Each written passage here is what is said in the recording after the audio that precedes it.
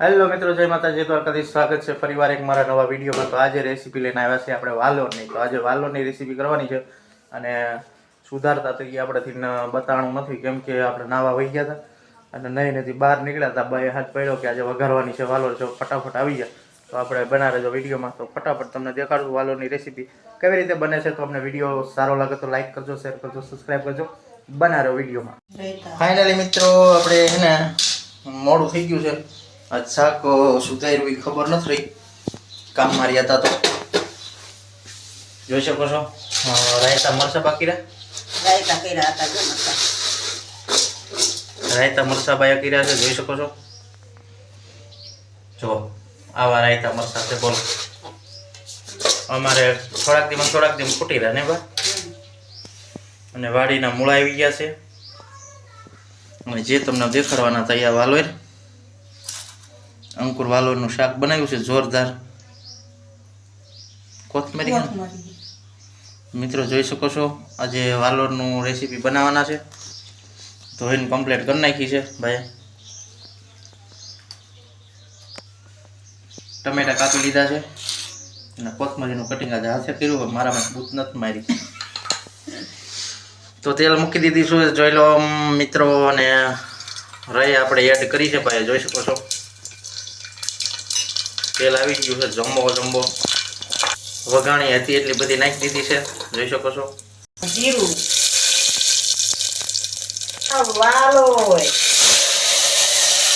જોઈ શકો છો મિત્રો, વાલોર વઘારી છે. વાલોર બાય વઘારી છે, જોઈ શકો છો. અને શાક એવું બનશે, તમે આમ જોઈ શકો છો. ખાલી વિડીયોમાં જોશો ને તો તમને ખાવાનું મન થઈ જાય એવું શાક બનાવશે બા. જોઈ શકો છો, મસ્ત વાલોરનું શાક બનાવશે. દેશી વાલોર છે ઘરની વાડીની. અને આવી કંઈક વઘારવાની રીત છે બાની. દેશી વાલોરનું શાક બનશે અને ગામડાની દેશી રેસીપી બનાવે છે બા, એક નંબર. અને મિત્રો આ દેશી વાલોરનું શાક તમે કેમ બનાવો છો જરા કમેન્ટમાં જણાવજો. અને અમારા બાજુ આવી રીતે વઘારે છે. તો મિત્રો જોઈ શકો છો, સાઈડમાં મૂળા પીડ્યા છે. મૂળા લાવ્યા છે આજે વાડીએથી. આની ભાજી કરવાની છે.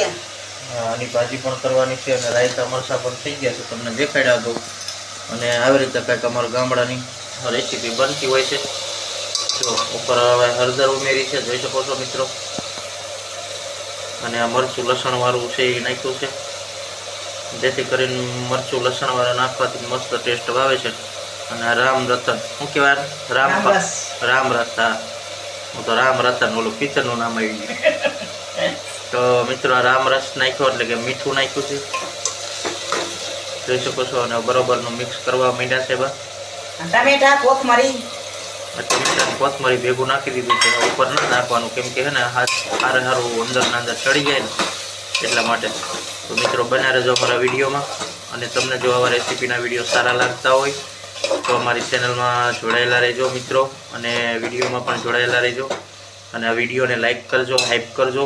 અને ચેનલમાં નવા હોય તો સબસ્ક્રાઈબ કરી લેજો, જેથી કરીને અમને આવા અવનવા વિડીયો રેસીપીના અને વગેરે મૂકવાની પ્રેરણા થાય. એટલે અમને એમ પણ થાય કે વિડીયો ચાલે છે અમારા, તો અમે તમને નવું દેખાડતા રહીએ. તો આવું જીવન છે. જે બીજો ડબ્બો તોડ્યો છે આજ, કેમ કે અમારે તો વઘાણી જોઈએ જ તે. અમારે વઘાણી વગર શાક ના ભાવે. એટલે આ વઘાણી અમે નાખી છીએ. નવું જીવન છે, જોઈ શકો છો. ભારેમાં ભારે આટલી વઘાણીના લગભગ 280 રૂપિયા લે છે. તો મિત્રો વઘાણી તો અમારે જોઈ જ ત્યાંમાં જોઈ શકો છો મિત્રો. બાએ ડબ્બી ભરી લીધી છે. અને આની પર લગભગ શાક થોડું હળવા પાણી નાખવાનું. આમાં પાણી નાખવાનું છે. તો મિત્રો બન્યા રહેજો અમારા વિડીયોમાં. આવી રીતે જો મસ્ત મિક્સ કરી છે. વાલોરનું શાક છે, તમે આવું ક્યારેય નહીં જોયું હોય, કેમ કે દેશી રીતે વઘારે છે બા વાલોરનું શાક. આમાં કંઈ મરી મસાલા એવું કંઈ આવતું નથી. અને સાદા અને સિમ્પલ મસાલા નાખીને શાક દેશી રીતે બનાવે છે. મસ્તીનું શાક બને છે અને સુગંધ પણ એક નંબર આવે છે. તો ભાવ પાણી નાખવાનું ક્યારે? પાણી નાખવું જ છે. તો મિત્રો આમાં હવે રસાવાળું કરવા માટે જો પાણી બહાર નાખશે. સડવા માટે પાણી નાખવું પડે, પણ થોડોક રસો રાખવો પડે બાજરાના રોટલામાં ખાવા માટે. અને આમાં ભેગા બાજરાના રોટલા બનશે, રાયતા મરચાં, મૂળા ખાઈશું.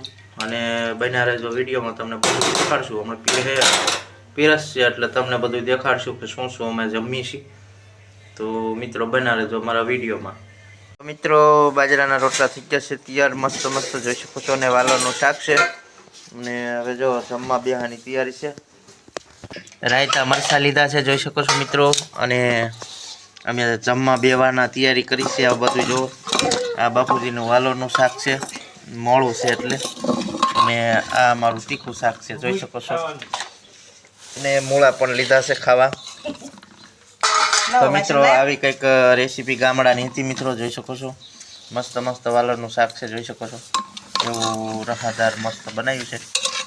તો મિત્રો ચાલો પણ તમે ન જમ્યા હોય તો જમવા. અને આવું કંઈક રેસીપી બની છે, અમારા ભાઈએ બનાવી છે. અને મિત્રો બાજરાના રોટલા છે, સાઈઝ છે. અને જોઈ શકો છો આમ રાયતા મરચાં. અને હાલો બધાય બપોરા કરવા. ત્યાં સુધી બધાને જય માતાજી, જય દ્વારકાધીશ. બધા વિડીયોમાં મળશું. તો વિડીયો સારો લાગ્યો તો લાઈક કરજો, શેર કરજો, સબસ્ક્રાઈબ કરજો.